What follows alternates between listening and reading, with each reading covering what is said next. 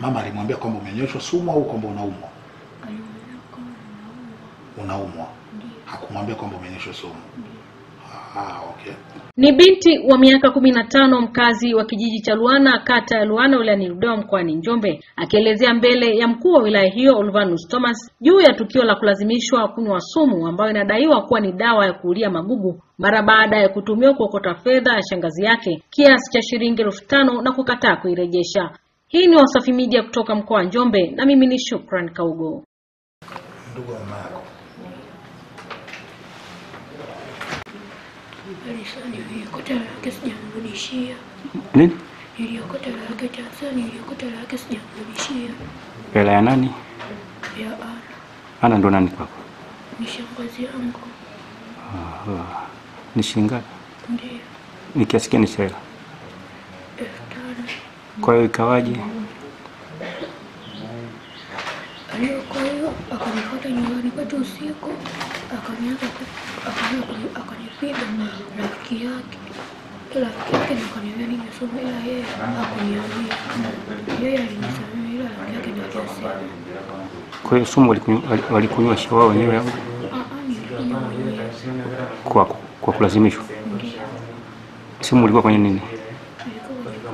Ilikuwa ni mpya, nilitoka kununuliwa. Sema inaitwaje? Tiba. Ni ya nini? Kulia hadi pale ya pili. Unasoma darasa ngapi? Kidato cha kwanza. Unaishi na nani? Naishi na mama. Baada ya tukio mama kafanyaje? Mama toka niambia usiwachukie, wewe waende tu wasamee, Mungu atalipa. Nchi tu tunaripoti matukio kama ya kikatili. Msikae nayo nyumbani, msiafishe. Kuna viongozi kama wa vijiji wapo, tunatoa taarifa mapema. Kwa sababu tukio lingeendelea, mtoto angepoteza uhai. Unasikia? Kwa hiyo tusifiche ukatili unaendelea kwenye vijiji vyetu. Tangu siku ya tarehe 24 yule binti amenyweshwa sumu na mtu anaitwa nani, Mary Lugome nani, Ana Lugome. Tangu tarehe 24 akachukuliwa na wajomba zake, sio ni ndugu zake wa kiume, wamempeleka zahanati na daktari anawauliza kwa mtendaji kuna taarifa juu ya tukio hili, na ni mwenyekiti wa kitongoji anasema ndiyo, taarifa ipo. Tangu tarehe 24 mpaka leo hii, yani Jumatatu iliyopita mpaka Jumatatu ya leo, mzazi ameripoti shuleni ya kwamba mtoto anaumwa, kwa hiyo hatokuja wapi shule. Sio kwamba mtoto kanywa sumu. Mtoto anafanyaje? Anaumwa, taarifa ya kawaida. Mama anaendelea kumweleza mtoto ya kwamba usiseme popote na usifanye chochote, huyu ni ndugu yako, Mungu atafanyaje? Yani tumwachie Mungu, wewe samee. Kwa sababu ingekuwa kama ni kweli, taarifa ingepatikana. Hii taarifa inakuja kujulikana siku ya Jumamosi juzi. Mtendaji kuja kufuatilia mpaka jana siku ya Jumapili. Hebu tukae tujiulize tu kwa pamoja. Huyu binti yuko kidato cha kwanza. Huyu mama anayesema ya kwamba tumwachie Mungu na usiseme popote, huyu binti angekuwa amefariki sasa hivi, tumhesabia kundi gani? Wakati wa mazishi angelia au angefurahia? Ndugu zangu wanaludewa, hii tabia itatufikisha popote ya kuficha matukio. Tukificha matukio kwa majirani, ipo siku itakuwa ni baba yako, mama yako, mwanao, mume wako au mke wako. Haitunufaisha. Lakini maelekezo tunayotoa kwa jeshi la polisi, wote waliohusika, mnyororo wote uliohusika na hili jambo, lazima hatua zichukuliwe. Utaratibu unaeleweka. Mgonjwa akifika kwenye kituo cha afya kwa ajili ya kupata huduma, lakini tatizo lake lina utatanishi, ni lazima apate PF3. Hatua ya kwanza inayofanyika ni ya kuokoa maisha ya yule. Daktari ni kweli aliwajibika kuokoa maisha yake, lakini ya kuwajibika kwenye kutoa taarifa zaidi ya hapo. Mtu mwingine, mwenyekiti wa kitongoji, lazima huyu mtu apatikane, aliyeenda kumlagai daktari kumwambia kwamba tayari taarifa ziko kule kwa mtendaji, jambo linaendelea kwenye ofisi ya kijiji, tuendelee na matibabu. Lakini pia mama mzazi. Ndugu zangu, jinai haina tumbo la uzazi. Jinai ni jinai.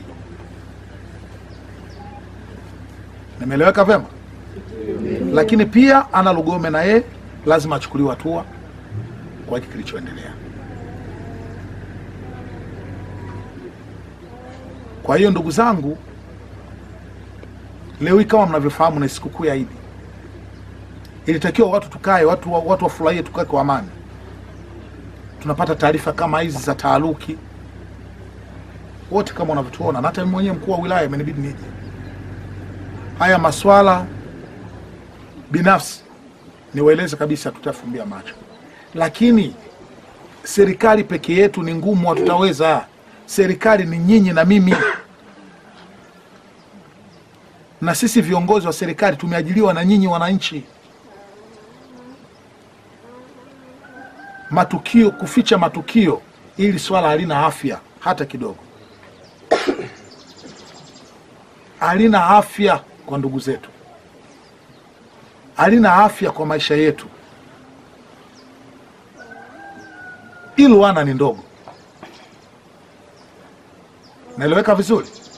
Ndio. Katika vijiji, hiki ni kijiji kidogo mno.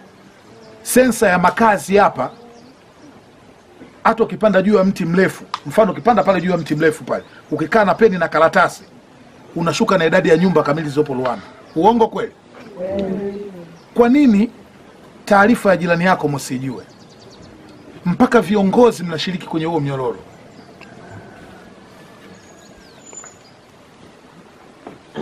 Niwaambie tu ya kwamba wote tutawachukulia hatua.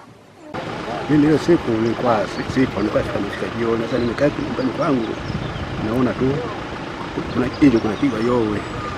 Wala kuna yowe, sasa kuna nini? Kuna mtu amekula sumu. Ikabidi mimi niondoke, nikamwita mwingine kitongoji sababu jirani hapo hapo.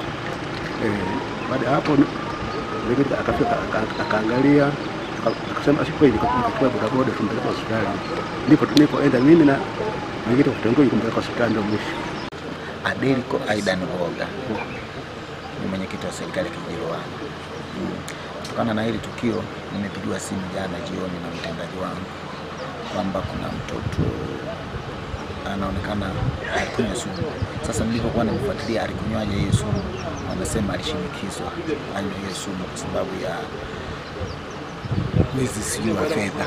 Lakini nikamwambia hii mtoto yuko katika hali gani? Mtoto anaongea na nikamwambia hapana, kama alikunywa ni sumu aina gani? Akaniambia ni sumu ya aina ya tima kukunga. Sasa nilipoongea ile jioni, nikamwambia mtendaji, hawa watu wanatakiwa wafike kesho asubuhi ofisini. Hiyo ni polisi kesi, sio kesi yetu. Kwa hiyo asubuhi ni kweli wamefika hapa, nimekutana na mtendaji wa kata, tukamwambia hawa watu bwana, sio kesi yetu kwa sababu mtoto amekunywa sumu, huwezi kujua imeenda kwa akili kiasi gani. Kwa hiyo ijulishe mamlaka husika, ndio wenye mamlaka kutoa PF3 ya mtu kwenda kufanya ndio. Kwa hiyo kuanzia hapo kabidi tumjulishe mtendaji kata ndio atachukua hatua za kufanya mawasiliano na mamlaka husika kama polisi, ili mwisho wa siku kama tulivyoshauri mtoto achukuliwe aende akafanyiwe vipimo zaidi kujua kama hiyo sumu ni kweli hakumeza na